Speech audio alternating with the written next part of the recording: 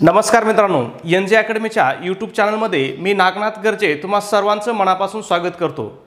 मित्रांनो, आजपासून आपण दररोज जे दैनिक चालू घडामोडी आहेत या सर्व कव्हर करण्याचा प्रयत्न करणार आहोत। याच्यामध्ये आपण लोकसत्ता पेपर असेल, सकाळ असेल, महाराष्ट्र टाइम असेल किंवा इतर पेपरमधील जे महत्त्वाचे कात्रणं असणार आहेत, ज्या महत्त्वाच्या बातम्या असणार आहेत, ज्या की आपल्या परीक्षेच्या दृष्टीने उपयुक्त अशा बातम्या असतील। बऱ्याच वेळेस काय होतं पहा, मुलं पेपर वाचायला जर घेतला तर 1-1.5 तास आपला पेपर वाचण्यामध्ये जातो।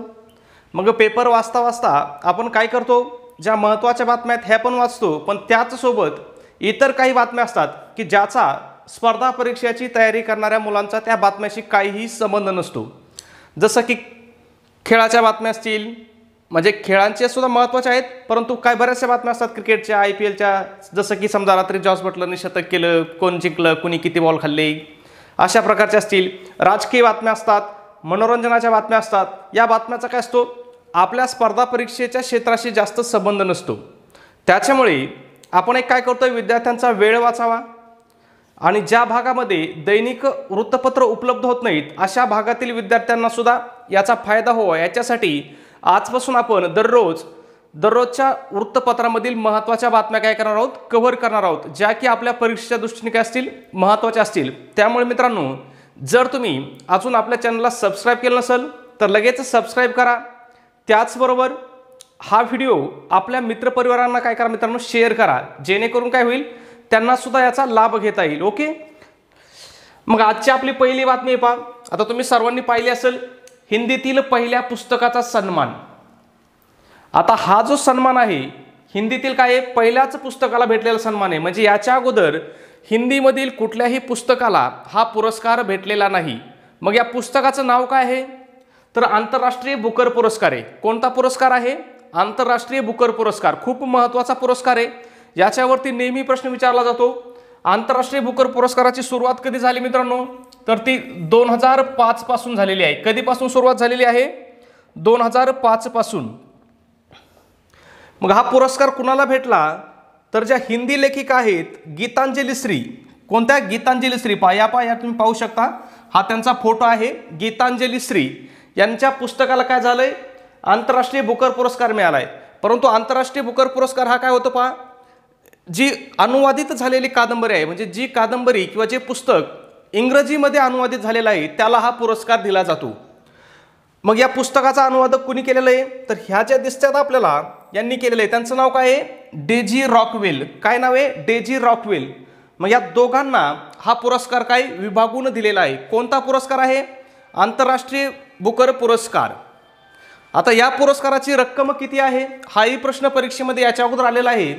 तर ती काय, 50,000 पाऊंड आहे मित्रांनो। किती, 50,000 पाऊंड आहे, लक्षात ठेवा। बऱ्याच वेळेस डॉलर आणि पाऊंडमध्ये काय होतं, कन्फ्युजन होतं। तर 50,000 पाऊंड आहे, म्हणजे ब्रिटनचं जे चलन आहे त्याच्यामध्ये हा पुरस्कार दिला जातो। ओके, कोणत्या पुस्तकाला भेटलाय हे सुद्धा खूप महत्त्वाचं आहे, ते सुद्धा आपण पाहूया। पहा कोणत्या पुरस्काराला भेटलाय, तर त्यांच्या पुस्तकाचं नाव आहे रेत की समाधी। काय नाव आहे, रेत की समाधी। हे मूळ पुस्तक कोणत्या भाषेत आहे, तर ते हिंदी या भाषेमधून आहे।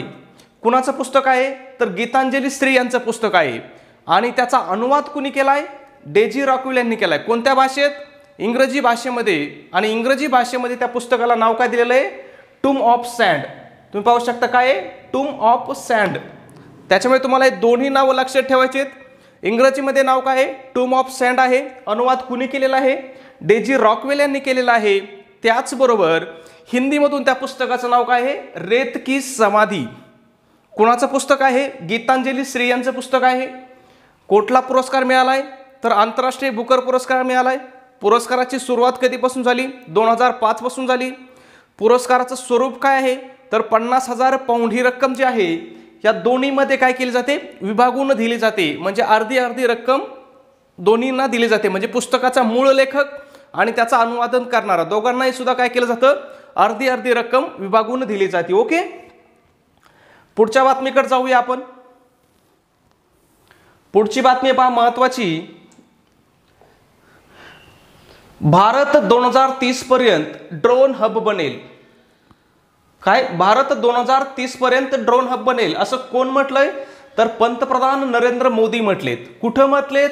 तर जो भारतातील पहिला ड्रोन महोत्सव होता. कुठला ड्रोन महोत्सव? भारतातील पहिला ड्रोन महोत्सव होता. याच्यामध्ये काय म्हटलेत नरेंद्र मोदी की 2030 पर्यंत भारत काय करेल? ड्रोन हब बनेल. आता या ठिकाणी आपल्याला प्रश्न कसा येऊ शकतो? तर जे ड्रोन महोत्सव आहे, हा ड्रोन महोत्सव कोठे भरला होता? हाही प्रश्न आपल्याला येऊ शकतो. तर हा कोठे भरला होता? नवी दिल्लीमध्ये. नवी दिल्लीतील जे प्रगती मैदान आहे याच्यावरती काय झाला होता? हा ड्रोन महोत्सव भरला होता. कितवा महोत्सव होता? हा सुद्धा प्रश्न येऊ शकतो. तर हा भारतातील पहिलाच ड्रोन महोत्सव होता. त्याच्यामुळे हा काय परीक्षेच्या दृष्टीने आपल्याला खूप इम्पॉर्टंट असा आहे. याचे वैशिष्ट्य काय होते पहा? देशातील सर्वात मोठा ड्रोन महोत्सव आहे. देशी विदेशी 1600 सरकारी खाजगी विभाग कंपन्यांची 70 दालने त्याच्यामध्ये होते. ड्रोनचे महत्त्व अधोरेखित करणारे चलचित्राचं प्रदर्शन करण्यात आलं आणि ड्रोन प्रात्यक्षिके, पॅनल चर्चा व मेड इन इंडिया ड्रोन टॅक्सीचे मॉडेल पाहण्याची संधी सुद्धा काय झाली? त्या ड्रोन महोत्सवामध्ये देण्यात आली. आता याच्यामध्ये तुम्हाला लक्षात काय ठेवायचं आहे? 2030 लक्षात ठेवायचं आहे. कारण 2030 पर्यंत काय टार्गेट ठेवलेलं आहे की ड्रोन हब बनण्याचं टार्गेट भारताने ठेवलेलं आहे. त्याचबरोबर ड्रोन महोत्सव कुठे झाला हे सुद्धा लक्षात ठेवायचं आहे. नवी दिल्लीमधील प्रगती मैदानावरती. ओके, पुढच्या बातमीकडे वळूया. आपण फक्त काय केलेले आहेत? ज्या आपल्या परीक्षेच्या दृष्टीने महत्त्वाच्या बातम्या आहेत याच बातम्यांचा समावेश आपण आजच्या व्हिडिओमध्ये केलेला आहे. जेणेकरून तुम्हाला काय होईल? पेपर वाचण्यासाठी तुम्हाला जास्त वेळ घालण्याची गरज नाही. ओके, मग या ठिकाणी पहा, पुढची बातमी काय आपली? आयसरमुळे अत्याधुनिक उपाय विकास होतील किंवा अत्याधुनिक उपाय विकसित होतील. आता असं कोण म्हटलंय? तर केंद्रीय शिक्षण मंत्री धर्मेंद्र प्रधान म्हटलेले आहेत. म्हणजे या ठिकाणी पहा, सगळ्यात आधी तुमची कोणती संकल्पना क्लिअर झाली की केंद्रीय शिक्षण मंत्री कोण आहेत? असा प्रश्न आपल्याला परीक्षेमध्ये येऊ शकतो. तर कोण आहेत केंद्रीय शिक्षण मंत्री? धर्मेंद्र प्रधान आहेत. याच्या अगोदर ते काय होते? पेट्रोलियम मंत्री होते. परंतु ते आता कोणते मंत्री आहेत? तर शिक्षण मंत्री आहेत. त्याचबरोबर दुसरा महत्त्वाचा मुद्दा काय आहे? आयसर काय आहे आणि आयसर कुठे आहे? हाही प्रश्न परीक्षेमध्ये खूप वेळेस आलेला आहे. आयसर कुठे आहे? तर ती पुणे शहरामध्ये आहे. कुठे आहे? पुणे शहरामध्ये. आणि आयसरचा फुल फॉर्म काय आहे किंवा त्याचा पूर्ण अर्थ काय आहे? हाही प्रश्न परीक्षेमध्ये आलेला आहे. तर त्याला मराठीमध्ये काय म्हणतात? भारतीय विज्ञान शिक्षण व संशोधन संस्था. काय म्हणतात? भारतीय विज्ञान शिक्षण व संशोधन संस्था. त्यालाच काय म्हटलं जातं? आयसर म्हटलं जातं. कोठे आहे? तर पुणे या ठिकाणी आहे. लक्षात येतंय? पुढच्या बातमीकडे जाऊया आपण. पुढची आपली महत्त्वाची बातमी काय पहा? प्रज्ञानंदला उपविजेतेपद. काय झाले पहा? प्रज्ञानंदला उपविजेतेपद झाले. आता तुमच्यासमोर प्रश्न आला असेल, प्रज्ञानंद कोण आहे? तो कोणत्या खेळाशी संबंधित आहे? हे सुद्धा खूप महत्त्वाचं आहे. तर प्रज्ञानंद हा भारताचा युवा ग्रँडमास्टर आहे. काय आहे? युवा ग्रँडमास्टर आहे. कोणत्या खेळाशी संबंधित आहे? तर ग्रँडमास्टर म्हटलं तुमच्या लक्षात आलं असेल, तो बुद्धिबळ या खेळाशी संबंधित आहे. आता त्याला उपविजेतेपद भेटले. आपण बातमीमध्ये काय झालं? वाचलं की त्याला उपविजेतेपद भेटलंय. मग विजेतेपद कुणाला भेटलं? तर ते कुणाला भेटलेलं आहे? लिरेन. कुणाला? लिरेनला भेटलेलं आहे. आता आणि कोणती स्पर्धा होती? तर ती चेसेबल मास्टर्स बुद्धिबळ स्पर्धा होती. कोणती स्पर्धा होती? चेसेबल मास्टर्स बुद्धिबळ स्पर्धा. विजेता कोण आहे? लिरेन आहे. उपविजेता कोण आहे? प्रज्ञानंद आहे. लक्षात येतंय? अतिशय महत्त्वाची बातमी आहे. नोट डाऊन करून ठेवू शकता तुम्ही. ओके, पुढच्या बातमीकडे जाऊ शकतो आपण. महत्त्वाची बातमी आहे. फिटनेस चाचणी दरम्यान व्हिडिओग्राफी केली असा आरोप केलेला आहे. कुणी केलेला आहे? तर जिम्नॅस्ट अरुणा रेड्डीने केलेला आहे. मग लक्षात ठेवा, या ठिकाणी तुम्हाला काय लक्षात ठेवायचं आहे की अरुणा रेड्डी कोणत्या खेळाशी संबंधित आहे असा प्रश्न आपल्याला येऊ शकतो. तर ती कोणत्या खेळाशी संबंधित आहे? जिम्नॅस्ट खेळाशी संबंधित आहे. त्याचबरोबर इथं तुम्ही वाचलं असेल, साईकडून चौकशी समितीची स्थापना. मग या ठिकाणी बऱ्याच वेळेस परीक्षेमध्ये आलेला आहे की साईचा फुल फॉर्म काय आहे किंवा साईला काय म्हणतात? तर साई म्हणजे काय आहे? Sports authority of India. त्यालाच शॉर्ट फॉर्म काय म्हणतात? साई म्हणतात. खूप महत्त्वाचं आहे, लक्षात ठेवा. Sport authority of India. Okay, बाकीचं काही या बातमीमध्ये महत्त्वाचं नाही. आपल्याला फक्त दोनच गोष्टी लक्षात ठेवायच्या आहेत. अरुणा रेड्डी जी आहे ती कोणत्या खेळाशी संबंधित आहे? तर ती जिम्नॅस्ट या खेळाशी संबंधित आहे. आणि साईचा फुल फॉर्म काय आहे तर स्पोर्ट अथॉरिटी ऑफ इंडिया हा साईचा फुल फॉर्म आहे. ओके, पुढच्या बातमीकडे जाऊया आपण. महत्त्वाची बातमी आहे. त्या अगोदर मित्रांनो, जर तुम्ही व्हिडिओला लाईक केलं नसेल तर लगेच व्हिडिओला लाईक करा. त्याचबरोबर आपला व्हिडिओ तुम्हाला कसा वाटतो हे सुद्धा सांगा आणि याच्यामध्ये आपण आणखीन काय सुधारणा करू शकतो हे सुद्धा कमेंटमध्ये नक्की सांगा मित्रांनो. ओके, त्याचसोबत मित्रपरिवाराला काय करा, आपला व्हिडिओ नक्की शेअर करा. त्याच्यानंतर पुढची बातमी पहा, ज्योतीचा 2 आठवड्यात 3रा राष्ट्रीय विक्रम. आता या ठिकाणी काय आपल्याला बातमी दिली की ज्योतीचा 2 आठवड्यात 3रा राष्ट्रीय विक्रम. मग कोण ज्योती तर ज्योती यराजी. ज्योती यराजी कोणत्या खेळाशी संबंधित आहे तर ज्योती यराजी काय धावपटू आहे. आता प्रश्न आला असेल, तुमच्या मनात प्रश्न पडला असेल की वरती तर बातमी होती राष्ट्रीय विक्रम मोडला. मग राष्ट्रीय विक्रम कोणत्या खेळात मोडलेला आहे तिने तर 100 मीटर हर्डल शर्यतीत, म्हणजे 100 मीटर धावण्याच्या स्पर्धेमध्ये तिने काय केलेलं आहे राष्ट्रीय विक्रम केलेला आहे. विक्रम काय केलेला आहे तिने तर 13.04 सेकंदाच्या वेळेमध्ये तिने शर्यत पूर्ण केलेली आहे. किती सेकंदात 13.04 सेकंदामध्ये. ओके, काय नाव आहे ज्योती यराजी. कोणत्या खेळाशी संबंधित आहे तर धावपटू या खेळाशी संबंधित आहे. ओके, पुढचा प्रश्न आहे आपला अतिशय महत्त्वाचा आहे. पुढची बातमी आपली अतिशय महत्त्वाची आहे. याच्यामध्ये काय आहे मिनी ऑलिम्पिक स्पर्धा पुण्यात. काय मिनी ऑलिम्पिक स्पर्धा पुण्यात, म्हणजे तुमच्या लक्षात आलं असेल की मिनी ऑलिम्पिक स्पर्धा कुठे होणार आहे असा प्रश्न येऊ शकतो. तर ती कुठं होणार आहे ती पुण्यामध्ये होणार आहे. त्यालाच दुसरं नाव काय असणार आहे पहा, महाराष्ट्र राज्य ऑलिम्पिक क्रीडा स्पर्धा. याचं खरं नाव काय आहे महाराष्ट्र राज्य ऑलिम्पिक क्रीडा स्पर्धा याचं खरं नाव आहे. आणि ही कोण घेणारी स्पर्धा तर जी महाराष्ट्रातील ऑलिम्पिक संघटना जी आहे महाराष्ट्र ऑलिम्पिक संघटना ही स्पर्धा घेणार आहे. महाराष्ट्र ऑलिम्पिक संघटना ही स्पर्धा घेणार आहे. याचं खरं नाव काय आहे महाराष्ट्र राज्य ऑलिम्पिक क्रीडा स्पर्धा. त्यालाच मिनी ऑलिम्पिक असं म्हटलं जातं. त्याचबरोबर या ठिकाणी तुम्हाला आणखीन लक्षात ठेवायचं आहे स्पर्धा पुण्यात होणार आहे. पण पुण्यात कोणत्या ठिकाणी होणार आहे तर पुण्यामधील जे बालेवाडीला जे ग्राउंड आहे श्री शिवछत्रपती क्रीडा संकुल त्यामध्ये ही स्पर्धा होणार आहे. ओके, पुढच्या बातमीकडे जाऊया आपण. पुढची बातमी काय पहा, महाराष्ट्र ओपन बुद्धिबळ स्पर्धा पुण्यात. म्हणजे महाराष्ट्र ओपन जी बुद्धिबळ स्पर्धा आहे, आता ही स्पर्धा आंतरराष्ट्रीय स्पर्धा आहे पहा, महाराष्ट्र इंटरनॅशनल ओपन ग्रँडमास्टर स्पर्धा आहे.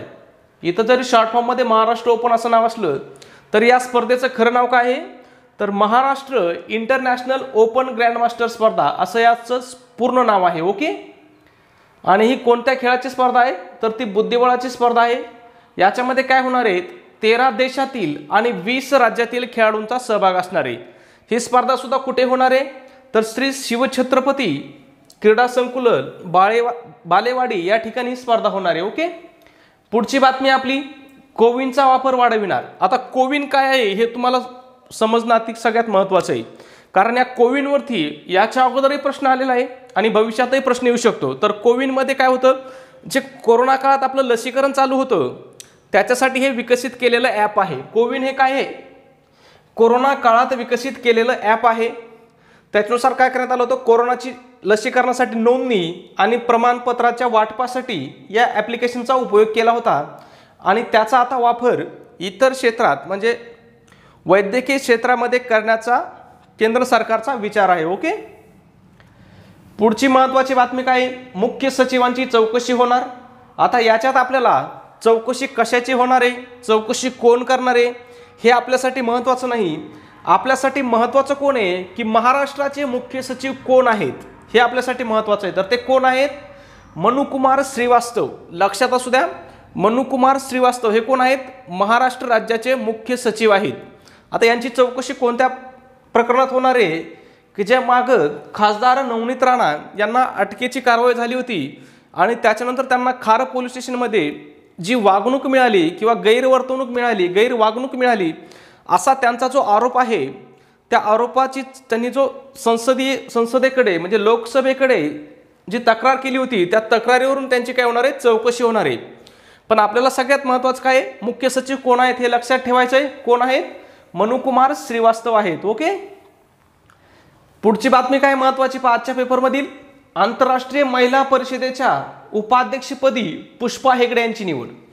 सिंपल बातमी, वरतीच प्रश्न येऊ शकतो हेडलाईनमध्येच की आंतरराष्ट्रीय महिला परिषदेच्या उपाध्यक्षपदी कुणाची निवड झाली, तर कुणाची निवड झालेली आहे, पुष्पा हेगडे यांची निवड झालेली आहे। आता ही जी संघटना आहे आंतरराष्ट्रीय महिला परिषद, ही जी संघटना आहे, ही संघटना काय करते, युनो सोबत म्हणजे जे युनायटेड नेशन्स आहे त्यांच्यासोबत मिळून काय, या संघटनेसोबत मिळून काय करते, ही काम करते। ओके,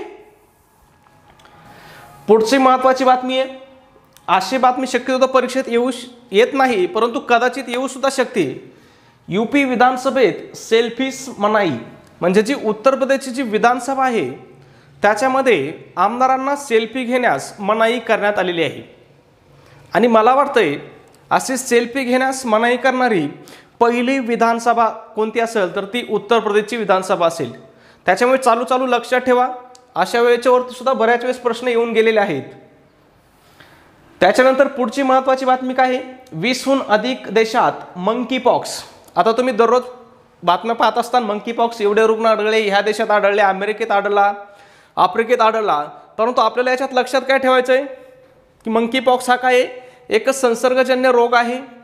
त्याचबरोबर मंकी पॉक्सचा पहिला रुग्ण कोणत्या देशात आढळला असा प्रश्न येऊ शकतो। जसं की आपल्याला आलता कोरोनाचा पहिला रुग्ण कुठे आढळला, कधी आढळला, त्याच प्रकारे मंकी पॉक्सचा पहिला रुग्ण कुठे आढळला असा येऊ शकतो, तर तो 7 मे रोजी ब्रिटनमध्ये आढळला होता। कोणत्या देशात आढळला होता, तर ब्रिटन या देशात आढळला होता। कधी आढळला होता, तर तो 7 मे रोजी आढळला होता।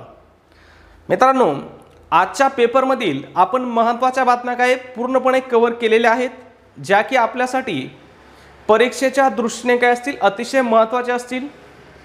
गरजवंत विद्यार्थ्यांना, अभ्यास करणाऱ्या किंवा स्पर्धा परीक्षेची तयारी करणाऱ्या विद्यार्थ्यांचा वेळ वाचावा। पेपर वाचण्यासाठी 1-1.5 तास घालण्याची गरज नाही, आपण 10-12 मिनिटांमध्ये सर्व बातम्या कव्हर केलेल्या आहेत। त्याचसोबत त्यांची ॲडिशनल माहिती म्हणजे परीक्षेमध्ये कशा प्रकारे प्रश्न येऊ शकतात हे सुद्धा आजच्या आपल्या व्हिडिओच्या माध्यमातून आपण पाहण्याचा प्रयत्न केलेला आहे। मित्रांनो, जर व्हिडिओ आवडला असेल तर व्हिडिओला एक लाईक करा, त्याचबरोबर आपला व्हिडिओ आपल्या इतर मित्रपरिवारांना शेअर करा। आणि व्हिडिओ तुम्हाला कसा वाटला किंवा आपण जो हा उपक्रम चालू केला आहे, हा उपक्रम तुम्हाला कसा वाटतो हे सुद्धा मित्रांनो काय करा, कमेंटमध्ये नक्की सांगत चला। ओके, धन्यवाद मित्रांनो।